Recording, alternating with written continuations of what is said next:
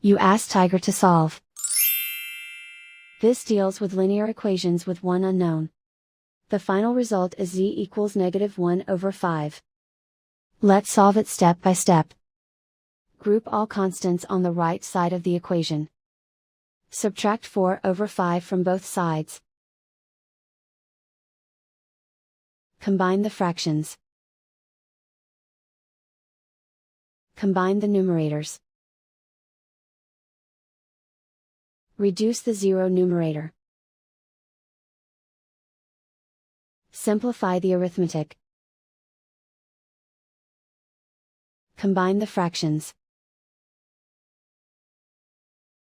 Combine the numerators.